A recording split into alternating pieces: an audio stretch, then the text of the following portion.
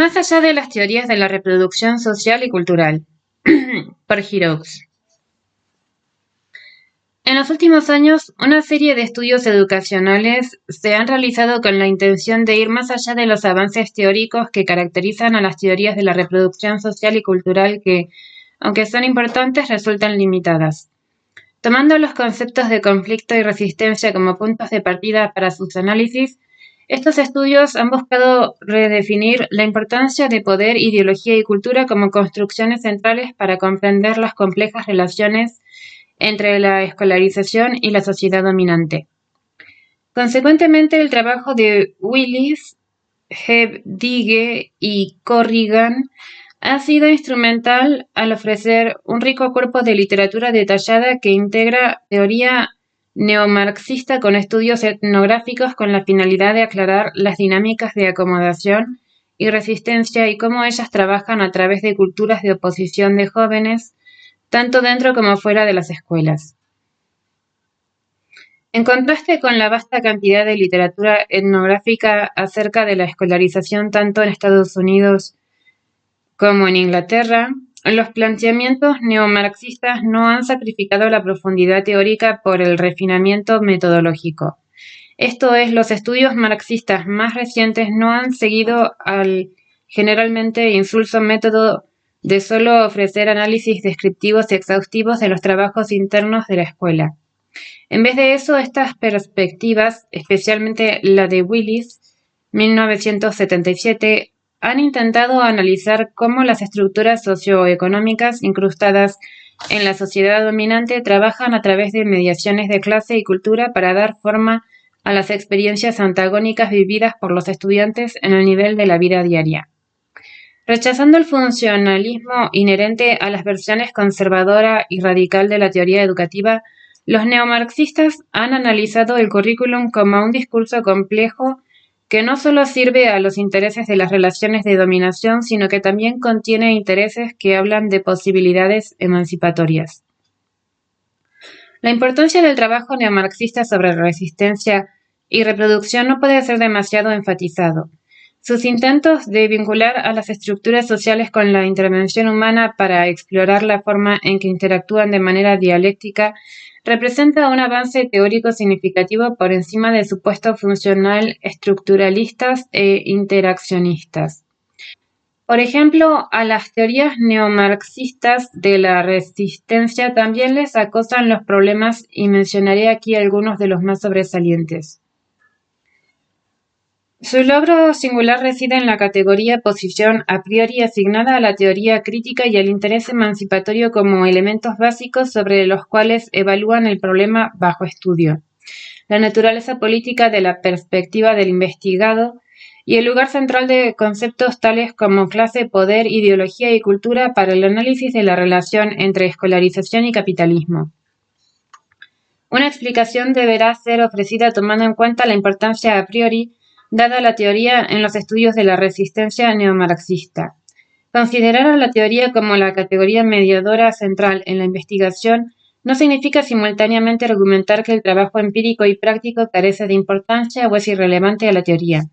Por el contrario, quiere decir que la teoría y la práctica, mientras estén interconectadas en el punto de la experiencia, representan distintos momentos analíticos y no deberían colapsarse una dentro de la otra. Horkheimer, 1972. La teoría realiza la función de establecer la problemática que gobierna la naturaleza de la investigación social. También aclara los intereses fijados en la racionalidad que gobierna sus supuestos dominantes y subordinados. Una constelación específica de supuestos y valores suministra la reflexión que da a un marco de referencia a su valor.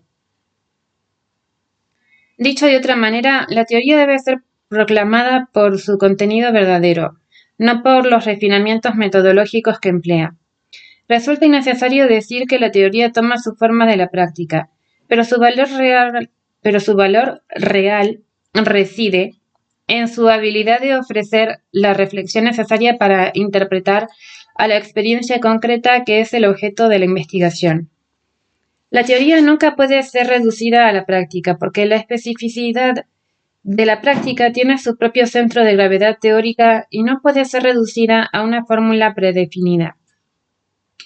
Esto es, la especificidad de la práctica no puede ser abstraída de las fuerzas complejas, luchas y mediaciones que dan a cada situación una cualidad única que la define. La teoría nos puede ayudar a comprender esta cualidad, pero no la puede reducir a la lógica de una fórmula matemática.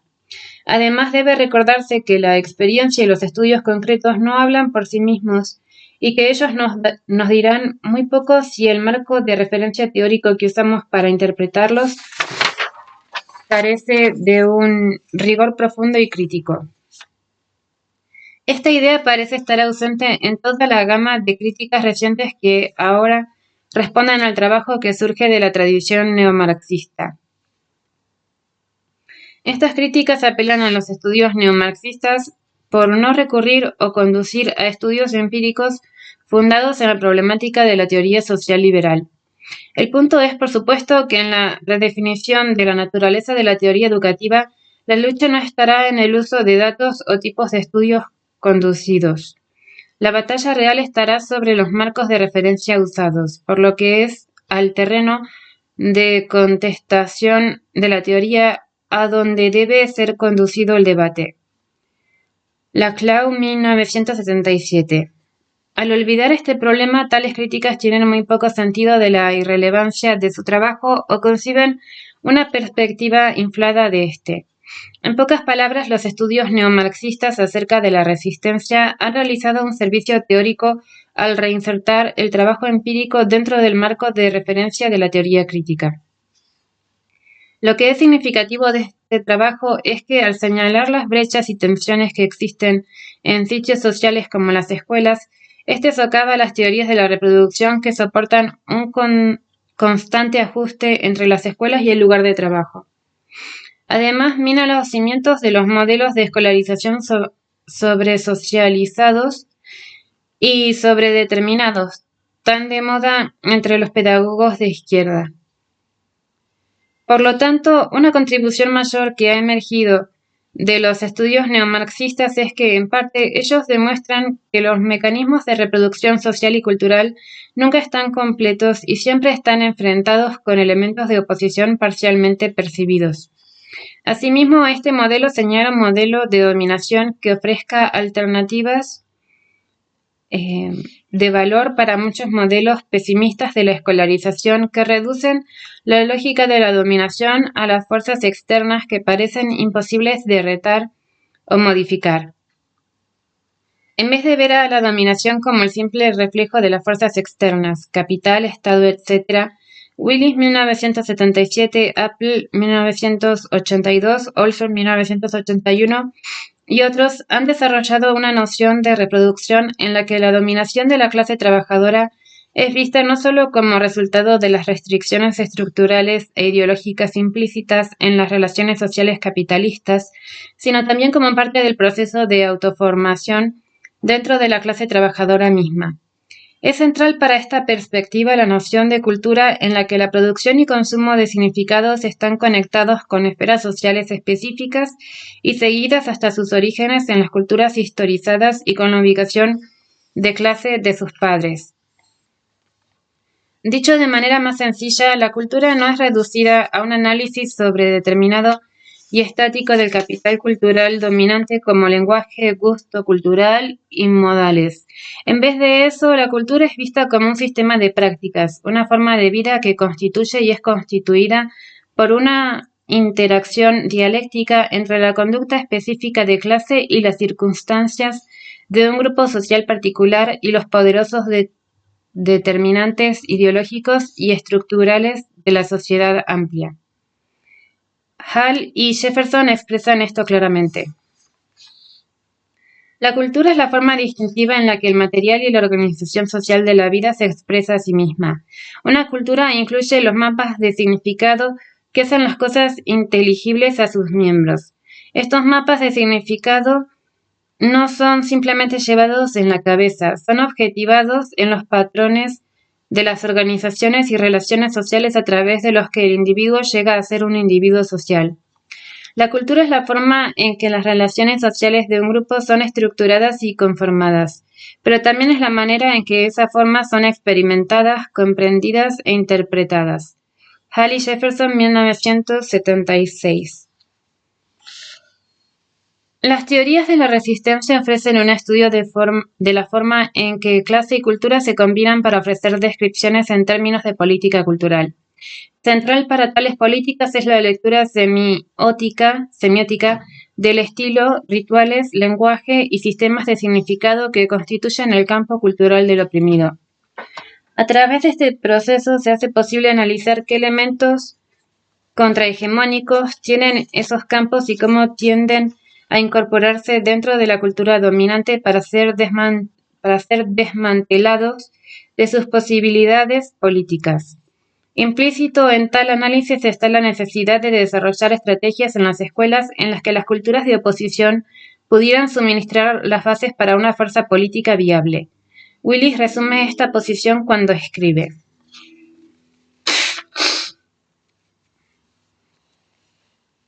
debemos interrogar a las culturas, preguntar cuáles son las preguntas que faltan y que ellas contesten. Probar la red invisible del contexto, preguntar qué proposiciones invisibles y sorprendentes no dichas son asumidas en las formas externas de la vida. Si podemos proveer premisas, dinámicas, relaciones lógicas de respuestas que no parecen muy teóricas y meramente vividas como culturas, entonces descubriremos una política cultural. Willis, 1978. Las teorías de la resistencia desempeñan un servicio teórico en su necesidad de formas de análisis político que estudien y transformen los temas radicales y las prácticas sociales que maquillan los campos culturales basados en la clase y en detalles de la vida diaria. Willis es imponentemente preciso en su percepción de que si la teoría social radical ha de investigar cómo lo detallado, informado y vivido puede disfrutar su victoria en un fracaso más amplio, esto tendrá que Willis es imponentemente preciso en su percepción de que si la teoría social radical ha de investigar cómo lo desarrollado, informado y vivido puede disfrutar su victoria en un fracaso más amplio. Punto. Esto tendrá que desarrollar estrategias que unan a la política de lo concreto, no solo con cuestiones de reproducción, sino también con el problema de la reproducción social. Además, más que ver a la cultura como un simple reflejo de la hegemonía y la derrota, Willis y otros han aclarado que este es un proceso social que tanto incluye como reproduce relaciones sociales antagónicas vividas. Se señala la importancia de estudiar a las escuelas como sitios sociales que contienen niveles de determinación de especificidad única, sitios sociales que no reflejan a la sociedad total, pero que solo tienen una relación particular con esta. Finalmente, las teorías de la resistencia profundizan nuestra comprensión de la noción de autonomía relativa, una corrección muy necesitada a la luz de la larga historia de las lecturas marxistas ortodoxas acerca del problema de la base superestructura en la que instituciones como las escuelas fueron reducidas al reflejo o sombra del modo de producción. La noción de la autonomía relativa es desarrollada por medio de una serie de análisis que señalan esos momentos no reproductivos que constituyen y sostienen la noción crítica de la intervención humana.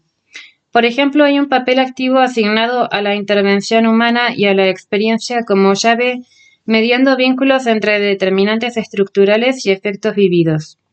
Asimismo, existe reconocimiento de que diferentes esferas o sitios culturales, por ejemplo, escuelas, familias, sindicatos, medios de comunicación masiva, etc., están gobernados por propiedades ideológicas complejas que con frecuencia generan contradicciones tanto dentro como entre ellas. Al mismo tiempo, la noción de la dominación ideológica como la que abarca todo y como unitaria en su forma y contenido es rechazada. Como tal, está correctamente planteado que las ideologías dominantes por sí mismas son con frecuencia contradictorias, de la misma forma en que lo son diferentes facciones de las clases gobernantes, las instituciones que las sirven y los grupos subordinados bajo control. Quiero terminar este capítulo señalando las debilidades en las teorías de la resistencia y sugerir también que las críticas presentadas aquí representan los puntos de partida para un mayor desarrollo de una teoría crítica de la escolarización. Primero, aunque los estudios de la resistencia señalan los sitios sociales como espacios en los que la cultura dominante es enfrentada y desafiada por grupos subordinados, esos estudios no han conceptualizado adecuadamente la génesis de las condiciones que promueven y refuerzan los modos contradictorios de resistencia y lucha. En otras palabras, lo que está ausente en esta perspectiva son los análisis de esas determinantes históricas y culturales mediadas que producen un rango de conductas de oposición, sin mencionar las diversas formas que son experimentadas por grupos subordinados. Dicho de manera simple, no todas las conductas de oposición tienen un significado radical, ni toda conducta de oposición está enraizada en una relación a la autoridad y a la dominación. El punto aquí es que ha habido muy pocos intentos de los teóricos educativos por comprender cómo los grupos subordinados incorporan y expresan una combinación de ideologías reaccionarias y progresistas, ideologías que subyacen a la estructura de la dominación social y al mismo tiempo contienen la lógica necesaria para superarla. Por encima y por debajo de los intereses e ideologías cuestionables que abastecen varias formas de resistencia, se encuentra también el punto de que la conducta de oposición puede no ser solo una reacción a la impotencia. En vez de eso puede ser una expresión de poder que es combustible para la reproducción de la más poderosa gramática de la dominación. La resistencia en un nivel puede ser la simple apropiación y muestra de poder y como tal puede manifestarse a sí misma por medio de los intereses y el discurso de los peores aspectos de la racionalidad capitalista. Las conductas de oposición, así como las subjetividades que las constituyen, son producidas en medio de discursos y valores contradictorios. La lógica que da forma a un acto de resistencia puede, por un lado, estar vinculada con intereses que son específicos en cuanto a género, clase o raza, pero por otro lado, tal resistencia puede representar y expresar los elementos represivos inscritos por la cultura dominante más que ser un mensaje de protesta en contra de su existencia. La dinámica de la resistencia puede no solo adquirir su forma por medio de un conjunto de intereses reaccionarios y radicales, también puede estar sostenida más fuertemente fuera de la escuela, en el lugar de trabajo, en el hogar o en el vecindario. Para comprender la naturaleza de tal resistencia se le necesita ubicar dentro de un contexto más amplio, con la finalidad de ver cómo es mediada y articulada dentro de las instituciones de la vida cotidiana y de las experiencias vividas que constituyen la cultura de los grupos de oposición bajo análisis.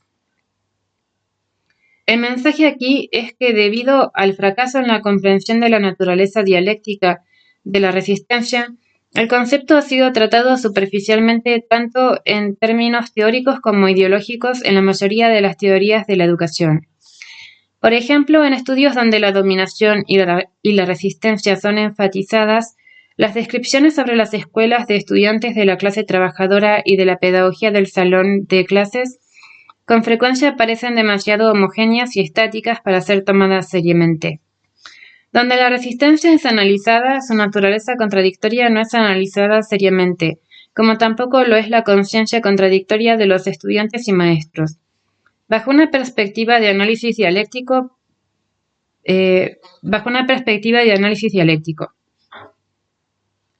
Por supuesto, hay excepciones a esta corriente y el trabajo de Willis,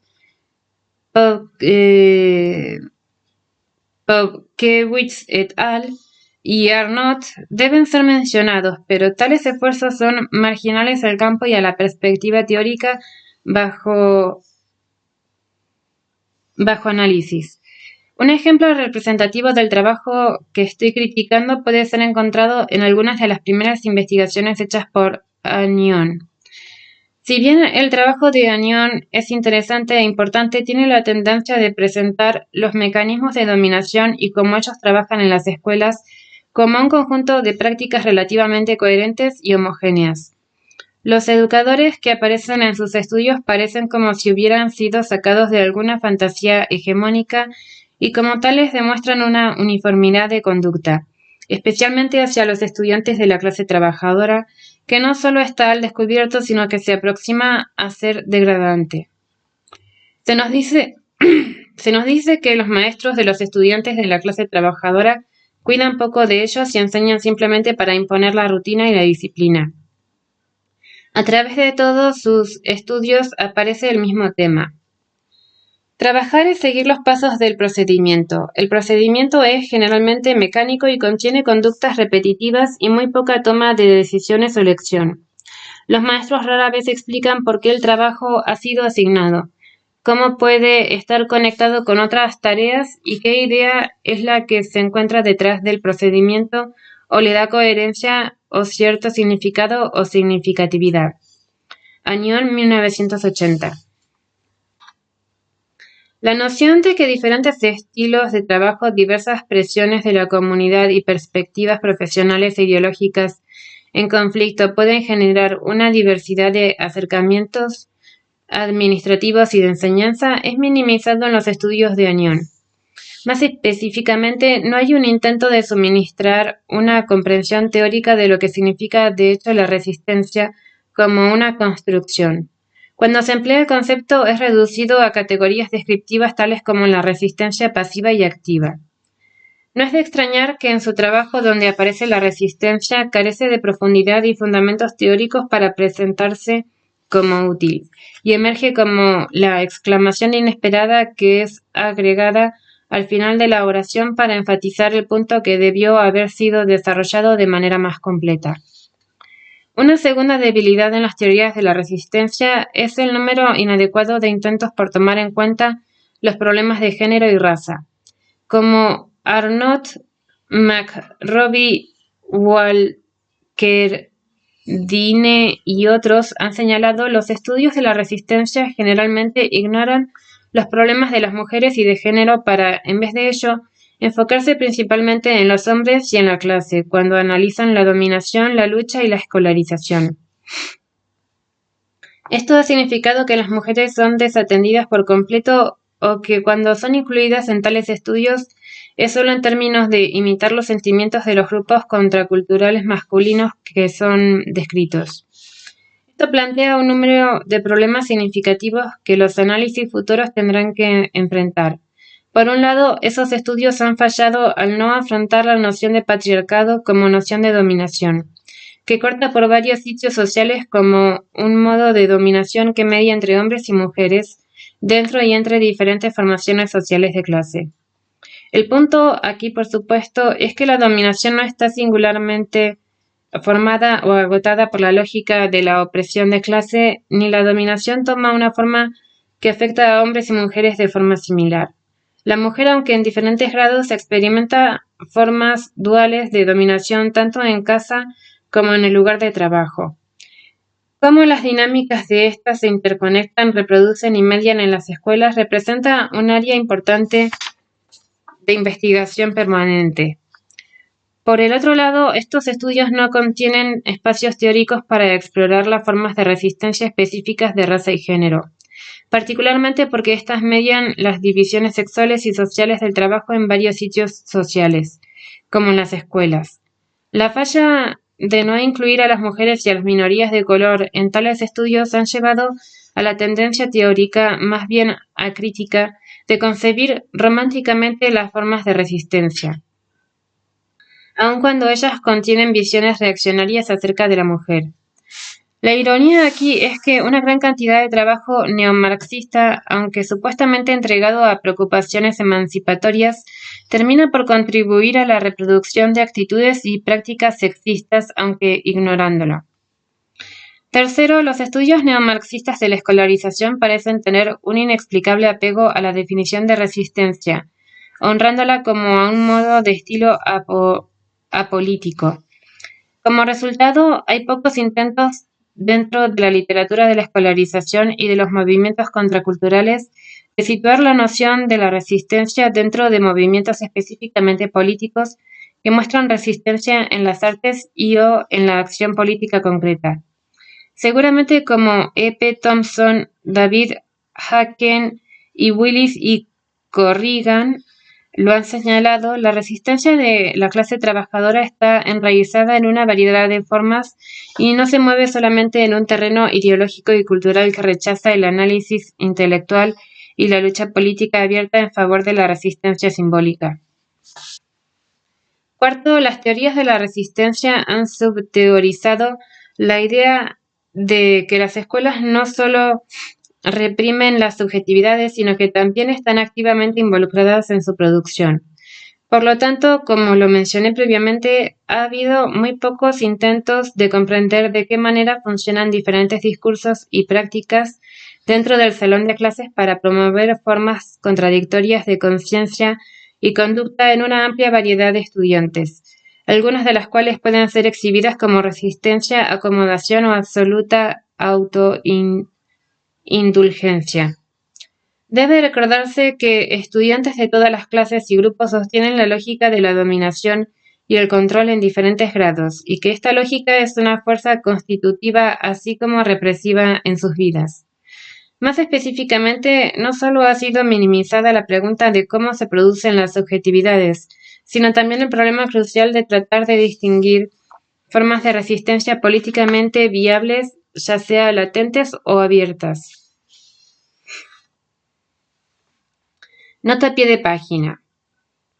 Uno de los principales problemas que caracteriza las teorías de la resistencia, como Walker en prensa lo señala, es que se han enfocado principalmente hacia actos rebeldes, públicos y abiertos de la conducta de los estudiantes. Al limitar sus análisis a este tipo de conducta, los teóricos de la resistencia han ignorado formas de resistencia menos obvias y con frecuencia han malinterpretado el valor político de la resistencia mostrado por los rebeldes exhibicionistas. Por ejemplo, algunos estudiantes aprueban las rutinas diarias de la escuela, minimizando su participación en las prácticas de la escolarización, mientras que simultáneamente exhiben una conformidad superficial de la ideología de la escuela. Esto es, optan por modos de resistencia que son calladamente subversivos en el sentido más inmediato, pero potencialmente progresistas en términos políticos a largo plazo. Estos alumnos pueden recurrir a usar el humor para interrumpir la clase, a usar la presión colectiva para quitar a los maestros de las materias o para ignorar intencionalmente las instrucciones del maestro, haciendo lo necesario para desarrollar espacios colectivos que les permitan escapar al ethos del individualismo que penetra la vida de la escuela. Cada uno de estos modos de conducta señala una forma de resistencia siempre y cuando el contexto del cual emerge represente una condena ideológica abierta o latente de las ideologías represivas que caracterizan a las escuelas en general. Esto es, si vemos estos actos como prácticas que comprenden una respuesta política consciente o inconsciente a las relaciones de dominación implantadas en las escuelas, estos pueden ser vistos como actos de resistencia que son más progresistas políticamente hablando que las acciones desarrolladas por los rebeldes exhibicionistas.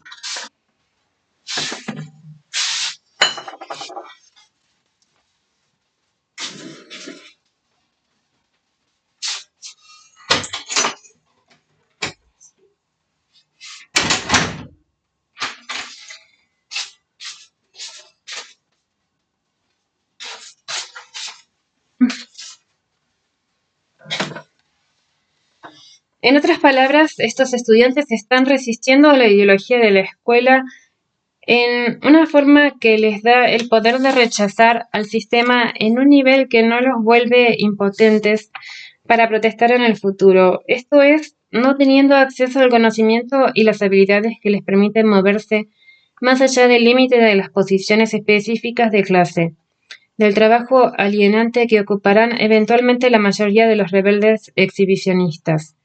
Willis, 1977. Por supuesto, en algunos casos los estudiantes deben estar conscientes de que mientras sea fácil desplegar actos subversivos inmediatos de rebelión, será más sensato desafiar al sistema en una fecha posterior y bajo diferentes circunstancias. Es decir, los estudiantes pueden resistir activamente a la escuela en un nivel ideológico y ver claramente a través de sus mentiras y de sus promesas pero decidir no traducir estas ideas a formas extremas de rebelión porque hacerlo los haría impotentes en el sentido más inmediato y en términos de su vida futura. Por supuesto, es factible que den fin a la escuela en los términos que ellos plantean y aún así enfrenten oportunidades limitadas en el futuro. La idea aquí es que cualquier otra alternativa parece ideológicamente ingenua y limita cualquier esperanza trascendente para el futuro que puedan tener. Lo que hace a estos estudiantes líderes políticos en potencia es la tensión entre la realidad presente de sus vidas y su voluntad de soñar en la posibilidad de un mundo mejor.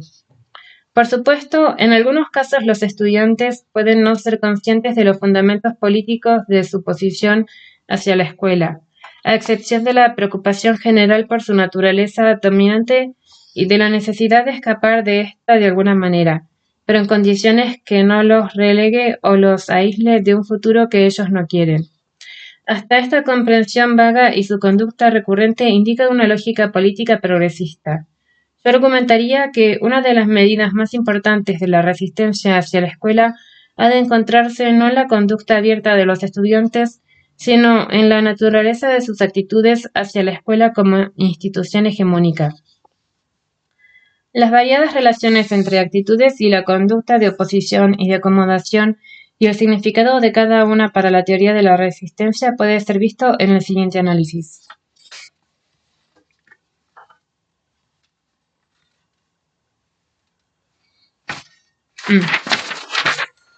Los estudiantes que se caracterizan por tener una comprensión o una conciencia altamente crítica de la ideología de su escuela puede ser etiquetado como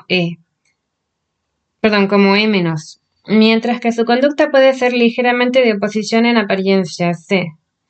Otros estudiantes, como los rebeldes exhibicionistas, pueden mostrar tanto ideologías de franca oposición como conductas altamente no conformistas, E- y C-, y pueden mostrar percepciones subjetivas de la ideología de la escuela que son adaptables o de imitación, E, mientras que simultáneamente exhiben una forma de conducta que es de franca oposición, C-.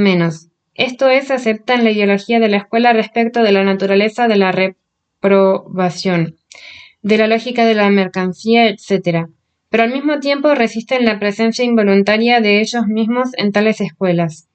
Además, los estudiantes que muestran posturas altamente conformistas despliegan actitudes relativamente compatibles y positivas, E+, C+, hacia la escuela. Otra vez creo que los estudiantes que suministran el potencial de liderazgo moral e intelectual radical mayor serán los que rechazan la ideología de la escuela, E-, y al mismo tiempo comprenden la necesidad de trabajar dentro de prácticas y relaciones sociales, C, que eventualmente les permitan aprender cómo criticar y organizarse alrededor de principios de determinación individual y social. Por otro lado, los rebeldes exhibicionistas, E- y C-, generalmente cortan la posibilidad de rechazar la relación entre conocimiento y poder, optando por conductas de oposición que son exclusivamente simbólicas y de naturaleza cultural. Fin de nota a pie de página.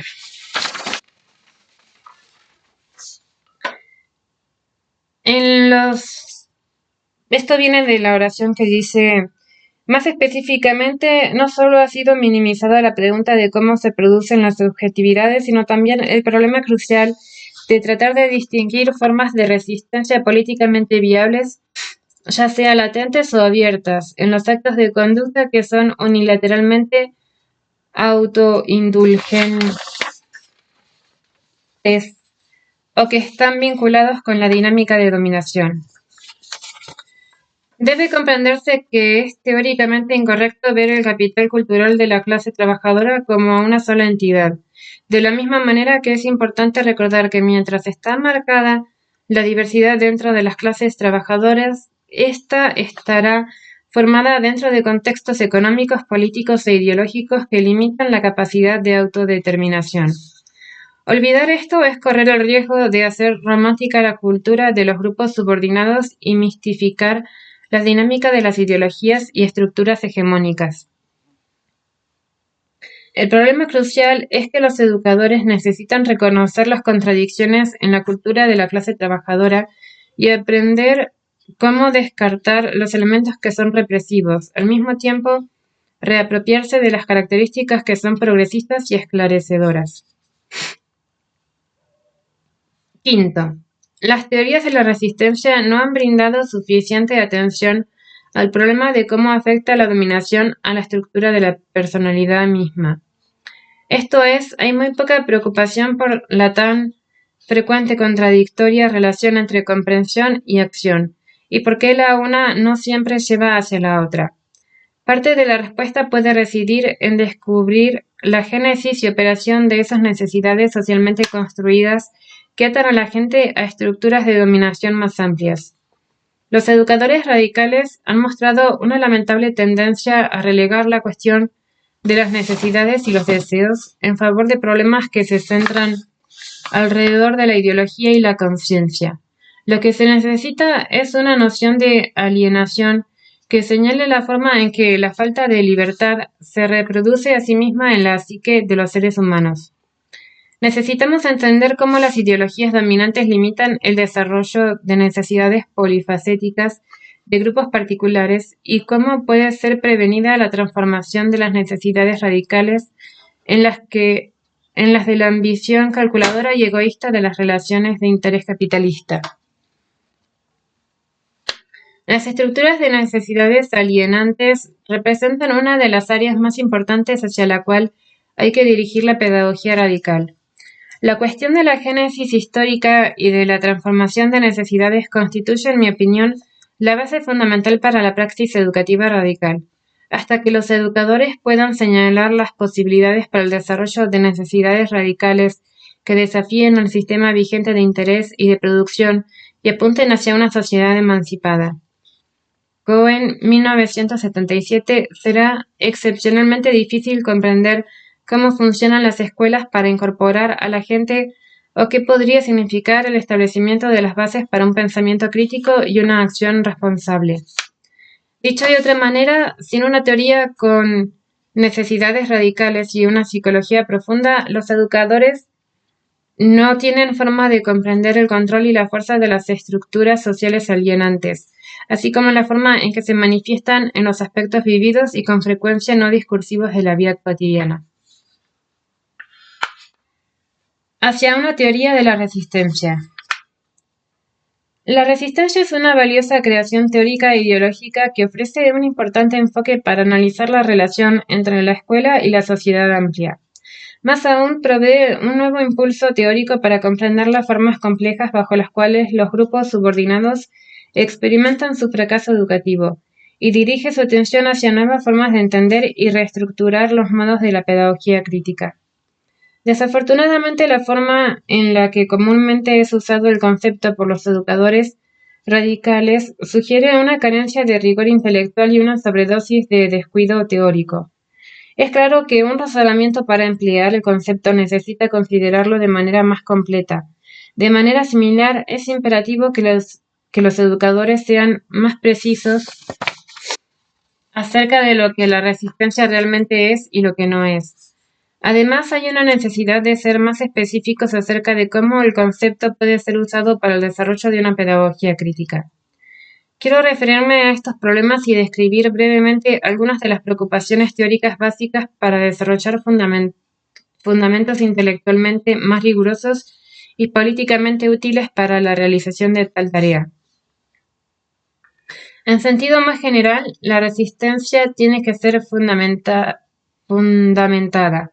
en un razonamiento teórico que apunte hacia un nuevo marco de referencia y hacia una problemática para examinar a las escuelas como sitios sociales, particularmente la experiencia de los grupos subordinados. Esto es, el concepto de resistencia, más que un nuevo lema heurístico en el lenguaje de la pedagogía radical, representa un modo de discurso que rechaza las explicaciones tradicionales del fracaso de las escuelas y conductas de oposición.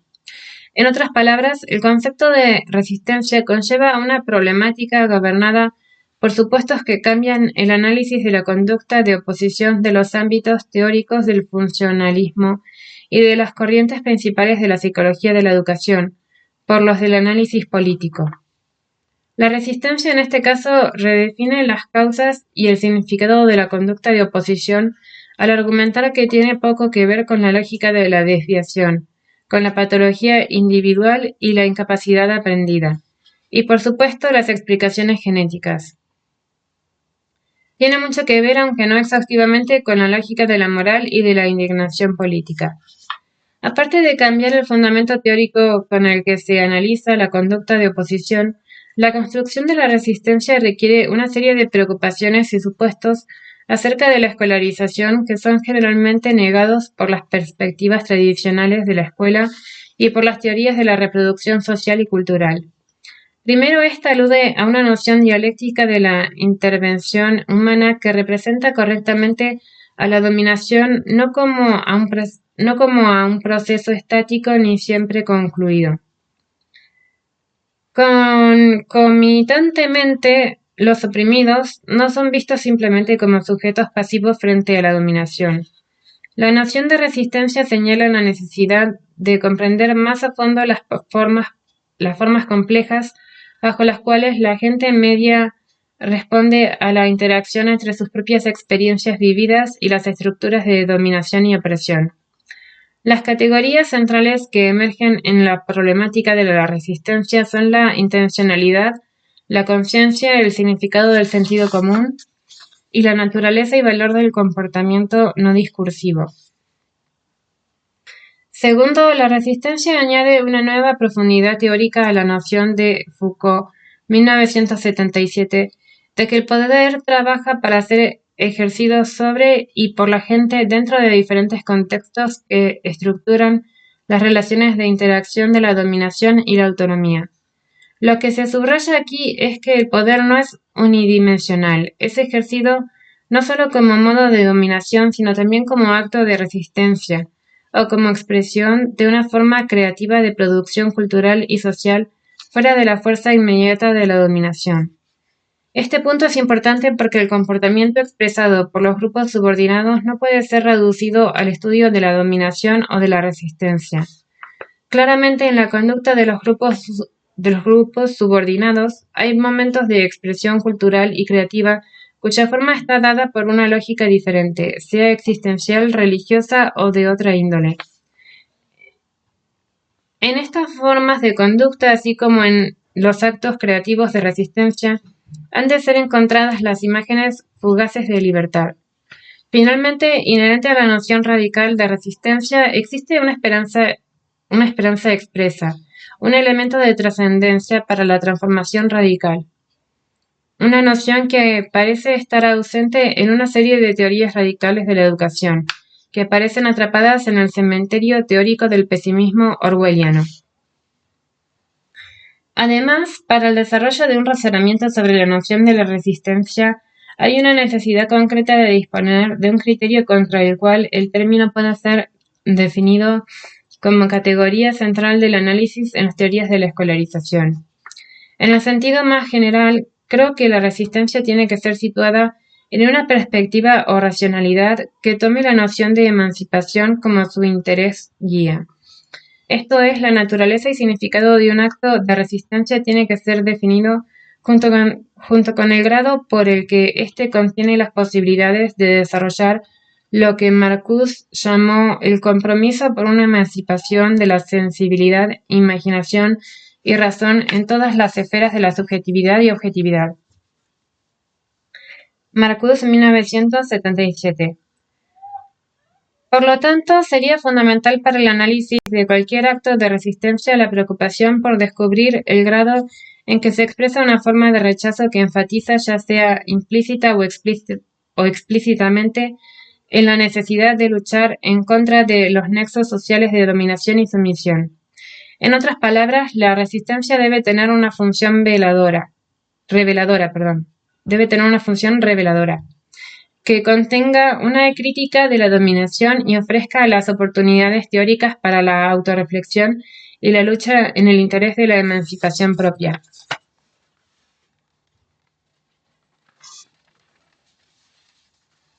Y de la emancipación social. En la medida en que las conductas de oposición supriman las contradicciones sociales y simultáneamente se fusionen, más que desafíen la lógica de la dominación ideológica, no caerán en la categoría de resistencia, sino de su opuesto, esto es, en la acomodación y el conformismo. El valor del constructo de la resistencia reside en su función crítica, en su potencial para expresar las posibilidades radicales contenidas en su propia lógica y los intereses contenidos en el objeto de su expresión. Por supuesto, esto es más bien un conjunto de estándares un tanto generales para fundamentar la noción de la resistencia, pero ofrece un aspecto de interés y un andamio teórico sobre el que se puede hacer una distinción entre formas de conductas de oposición que pueden ser usadas para el mejoramiento de la vida humana o para la destrucción o la denigración de los valores humanos básicos. Algunos actos de resistencia revelan visiblemente su potencial radical, mientras que otros son un tanto ambiguos. Aún más, otros no pueden revelar más que una afinidad con la lógica de la dominación y de la destrucción. Esta área ambigua es la que quiero analizar brevemente, ya que las otras dos áreas hasta cierto punto se explican por sí mismas. Recientemente escuché a una educadora radical decir que los maestros que corrían a sus casas después de salir de la escuela estaban, de hecho, cometiendo actos de resistencia. Al mismo tiempo afirmó que los maestros que no preparaban adecuadamente las clases para sus alumnos también estaban participando en una forma de resistencia. Por supuesto, es igualmente discutible que los maestros en cuestión simplemente fueran flojos o que les importara muy poco enseñar, ya que lo que de hecho se estaba mostrando no era resistencia, sino un comportamiento imperdonable, poco profesional y nada ético. En estos casos no hay una respuesta lógica y convincente para su argumento. Las conductas exhibidas no hablaban por sí mismas. Llamarlas resistencia significaría cambiar el concepto por un término que no tiene precisión analítica. En casos como estos, uno tiene que vincular el comportamiento bajo análisis con una interpretación ofrecida por los sujetos que lo muestran a indagar profundamente dentro de las condiciones de relaciones históricas específicas, a partir de las cuales la conducta se desarrolla.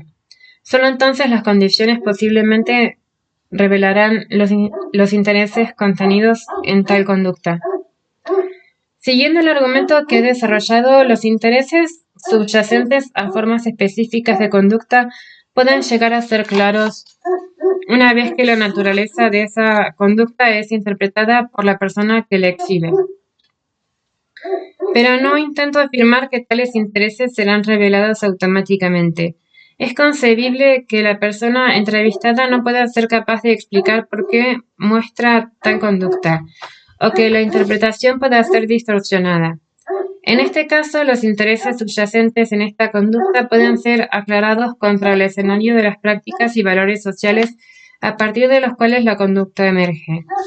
Tal referente puede ser encontrado en las condiciones históricas que incitaron a la conducta, los valores colectivos de un grupo de semejantes o las prácticas incluidas en otros sitios sociales como la familia, el lugar de trabajo o la iglesia. Lo que debe ser propugnado es que no sea permitido que el concepto de resistencia llegue a ser una categoría que se atribuya indiscriminadamente a cada expresión de conducta de oposición. Por el contrario, debe llegar a ser un constructo analítico y un modo de investigación que contenga un momento de crítica y una sensibilidad potencial hacia sus propios intereses.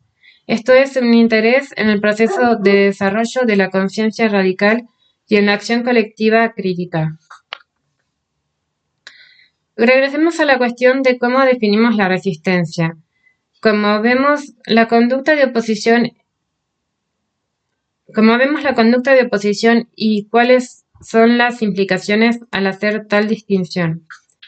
En un determinado nivel es importante ser teóricamente preciso acerca de qué forma de la conducta de oposición constituye resistencia y cuál no. En otro nivel es igualmente importante argumentar que todas las formas de conducta de oposición representan un punto central y las bases para el diálogo y el análisis crítico. Dicho de otra manera, La conducta de oposición necesita ser analizada para ver si constituye una forma de resistencia que, como ya lo hemos mencionado, intente descubrir sus intereses emancipatorios. Este es un problema de precisión y definición teóricas. Por otro lado, como problema de estrategia radical, todas las formas de conducta de oposición pueden ser juzgadas como formas de resistencia o no, y necesitan examinarse con el interés de ser usadas como bases para un análisis y diálogo críticos. Por lo tanto, la conducta de oposición llega a ser el objeto de clarificación teórica, así como de posibles consideraciones de estrategia radical. En un nivel más filosófico, debe enfatizarse que la resistencia como una categoría teórica rechaza la noción positivista de que la categorización y el significado de la conducta son sinónimos. Con base en la lectura literal de la observación de la inmediatez de una expresión. En vez de esto, la resistencia necesita ser vista desde un punto de partida teórico muy diferente. Que vincule la manifestación de la conducta con el interés que ésta contiene. Como tal, la clave está en ir más allá de la inmediatez de la conducta hacia la noción del interés que subyace a su frecuente lógica oculta. Una lógica que también tiene que ser interpretada a través de las mediaciones históricas y culturales que le dan forma. Finalmente, se debe subrayar enérgicamente que el valor esencial de la noción de resistencia tiene que ser medido no solo por el grado en que promueve el pensamiento crítico y la acción reflexiva, sino de manera más importante por el grado en que contiene las posibilidades de estimular la lucha política colectiva alrededor de problemas de poder y determinación social.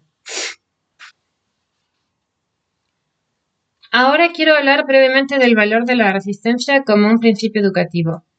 El valor pedagógico de la resistencia reside en parte en situar sus nociones de estructura e intervención humana y los conceptos de cultura y autoformación dentro de una nueva problemática para comprender el proceso de la escolarización.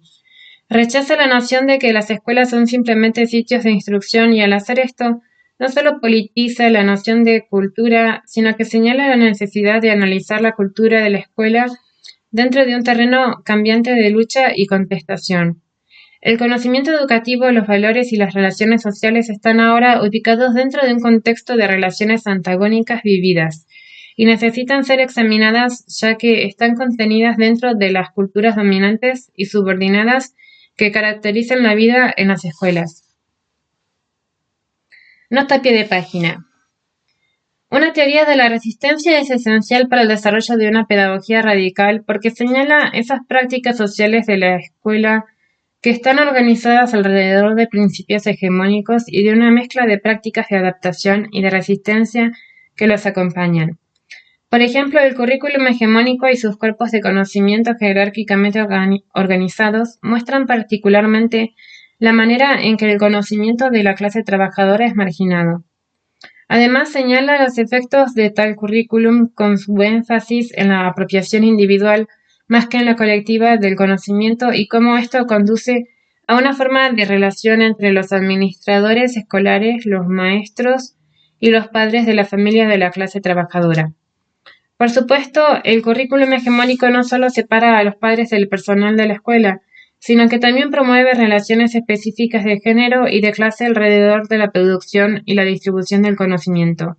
Igualmente importante es la forma en que la apropiación individual de tal conocimiento con frecuencia opone entre sí a los estudiantes tanto dentro como fuera de las diferentes clases sociales. Además, las teorías de la resistencia aclaran la forma en que las relaciones maestro-estudiantes con frecuencia trabajan en favor de algunos grupos y no de otros. Esto es evidente en las divisiones sociales entre maestros y estudiantes de la clase trabajadora como grupo, ya que tales divisiones son manifestadas en las diferentes formas de seguimiento, enseñanza y evaluación de procedimientos que caracterizan a los estudiantes de diferentes clases sociales. Fin de nota a pie de página. Los elementos de resistencia ahora se convierten en el punto central para la construcción de diferentes conjuntos de experiencias vividas, en las que los estudiantes pueden encontrar una voz y mantener y extender las dimensiones positivas de sus propias culturas e historia. La resistencia también llama la atención a los modos de pedagogía que necesitan explicar los intereses ideológicos incluidos en los diferentes sistemas de mensajes de la escuela, particularmente en el currículum, en las formas de instrucción y procedimientos de evaluación. Bernstein, 1977. Además, el concepto de resistencia subraya la necesidad de los maestros de descifrar cómo los modos de producción cultural mostrados por los grupos subordinados pueden ser analizados para revelar sus límites y sus posibilidades para habilitar al pensamiento crítico, al discurso analítico y a las nuevas formas de apropiación intelectual. En el sentido más profundo, el concepto de resistencia apunta hacia el imperativo de desarrollar una teoría de la significación o de la lectura semiótica de la conducta, que no solo tome seriamente el discurso, sino que también tienda a explicar cómo los momentos de oposición están contenidos y exhibidos en la conducta no discursiva.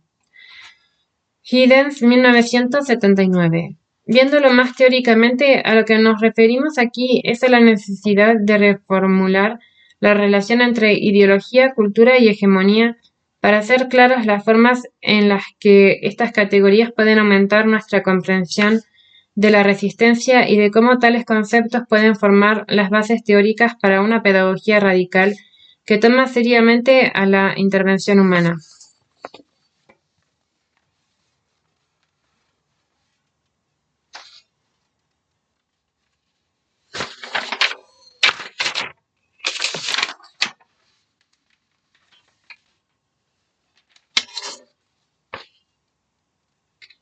Segunda parte. Resistencia y pedagogía crítica.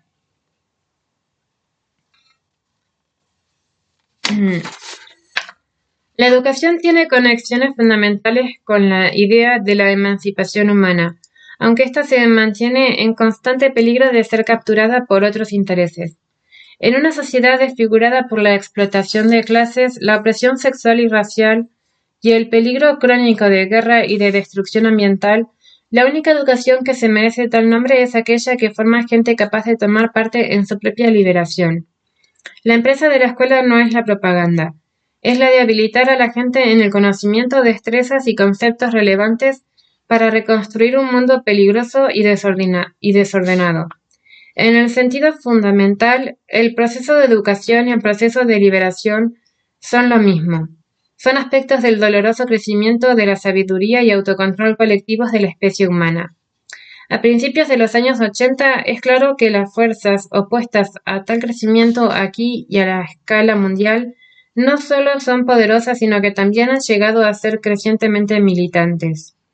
En estas circunstancias, la educación llega a ser una empresa riesgosa. Los maestros también tienen que decidir del lado de quién están.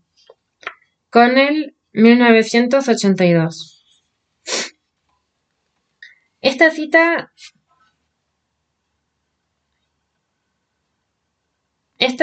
contiene una serie de ideas importantes a menudo ausentes o suprimidas de los discursos educativos. Hace una conexión entre escolarización y emancipación, sugiriendo que las escuelas tienen la responsabilidad de habilitar a los estudiantes con el conocimiento y destrezas que necesitan para desarrollar una comprensión crítica de sí mismos, así como de lo que significa vivir en una sociedad democrática.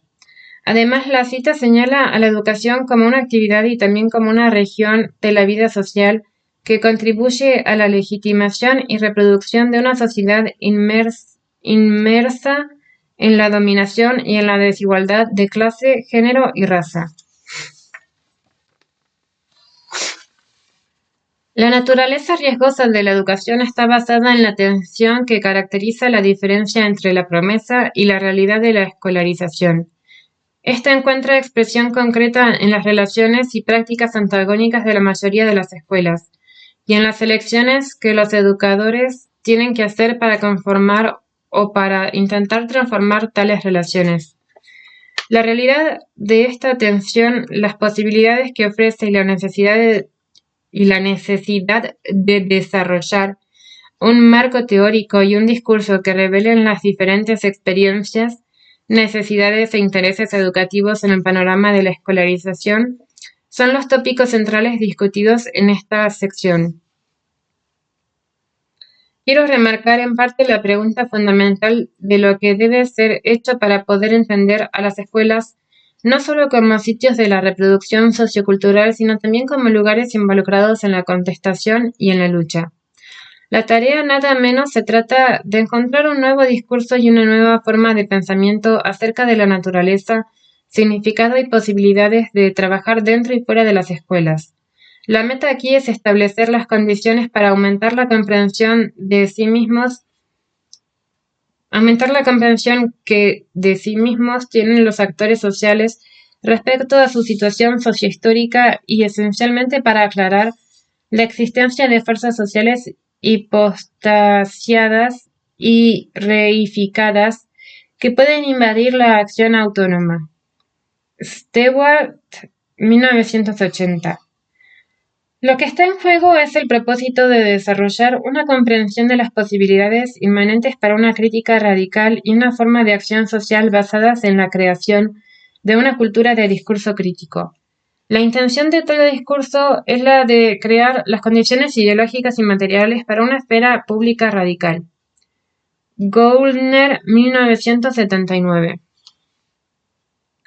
En esta perspectiva, la importancia de la pedagogía y de las escuelas radicales es esclarecida por una serie de supuestos básicos.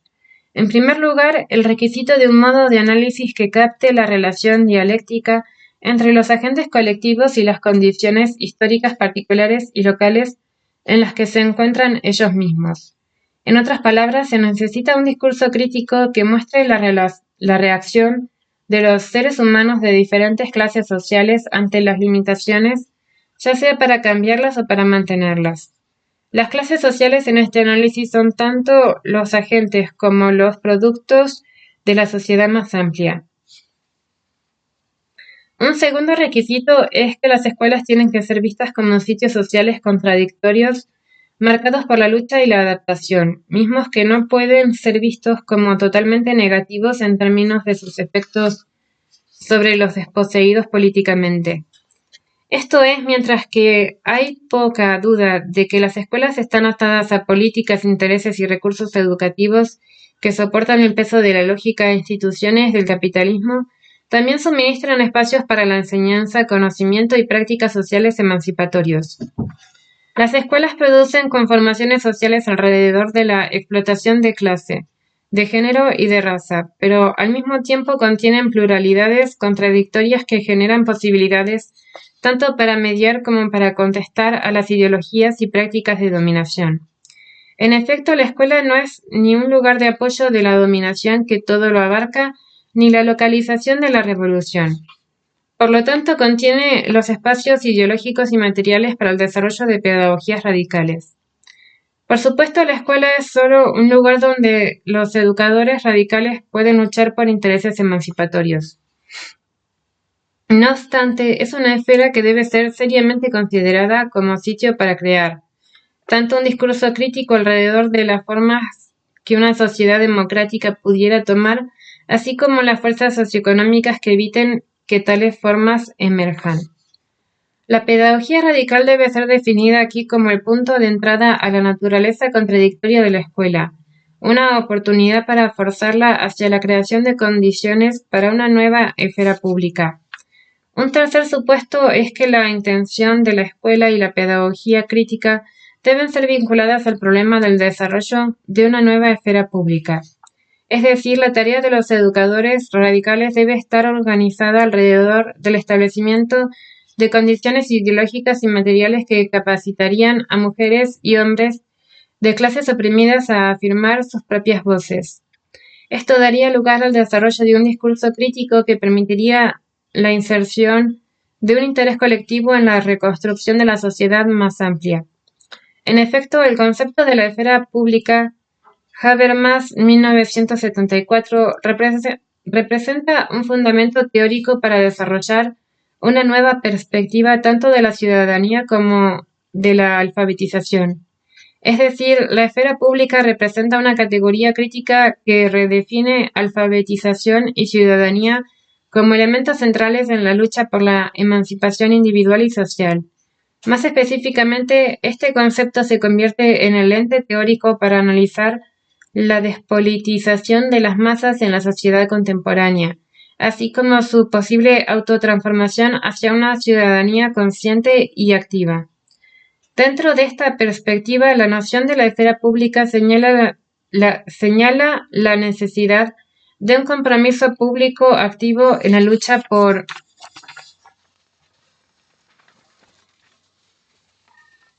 definir y crear esferas contrapúblicas incorporadas a instituciones que representan valores y prácticas que promueven lo que Heller, 1976, ha llamado valor cívico. El valor cívico es un concepto central aquí y representa una forma de conducta en la que uno piensa y actúa como si realmente se viviera en una democracia. Es una forma de valentía que tiende a hacer explotar las reificaciones, mitos y prejuicios. Al mismo tiempo, el valor cívico es el principio de organización que da forma y define una noción de alfabetismo fundado en la gramática de la autodeterminación y en la praxis transformadora. La esfera pública se vuelve tanto un punto de reunión como un referente teórico para comprender la naturaleza de la sociedad existente y la necesidad de crear una ciudadanía críticamente informada que pudiera pelear por estructuras fundamentalmente nuevas en la organización pública de la experiencia. La esfera pública representa en parte las mediaciones e instituciones ideológicas por las que los grupos oprimidos deben luchar para desarrollarse y poder recuperar sus propias experiencias y la posibilidad de un cambio social. El análisis de Knoedler-Bunte acerca del concepto de la esfera pública proletaria capta esta noción. La esfera pública puede ser entendida como la forma de organización de la experiencia humana y no meramente como esta o aquella manifestaciones históricamente institucionalizadas.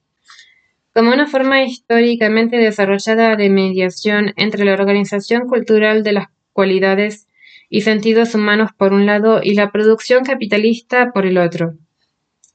En este contexto, la esfera pública puede ser mejor entendida como una forma necesaria de mediación, como centro del proceso de producción en el curso del cual las variadas y fragmentadas experiencias de las contradicciones sociales y los intereses sociales pueden ser combinados dentro de una conciencia teóricamente mediana. Dentro de una conciencia teóricamente mediana y un estilo de vida dirigido hacia la praxis transformadora. Knoedler-Bunte en 1975. Esta sección desarrolla el fundamento teórico de la perspectiva de la relación dialéctica entre agencia y estructura más viable. En este caso, los conceptos de ideología y cultura son rescatados de las tradiciones teóricas que las disuelven en una noción unilateral del idealismo, o en una igualmente determinista perspectiva del estructuralismo. Una nueva problemática al mismo tiempo que plantea nuevas cuestiones y demuestra un modo de crítica, pretende responder a la pregunta de cómo podemos crear una concepción de alfabetización radical que dé forma a los modos en que la gente abraza crítica y políticamente el concepto de ciudadanía y a la tarea de demostrar valor cívico. La alfabetización en este caso no solo ofrece las herramientas para leerse a sí misma y para leer al mundo críticamente, sino que también llega a ser el vehículo para demostrar que la educación tiene implicaciones más amplias que la de crear una fuerza de trabajo educable y capacitada. En otras palabras, este concepto de alfabetización radicaliza la noción de la educación cívica y crea nuevas oportunidades para una acción positiva.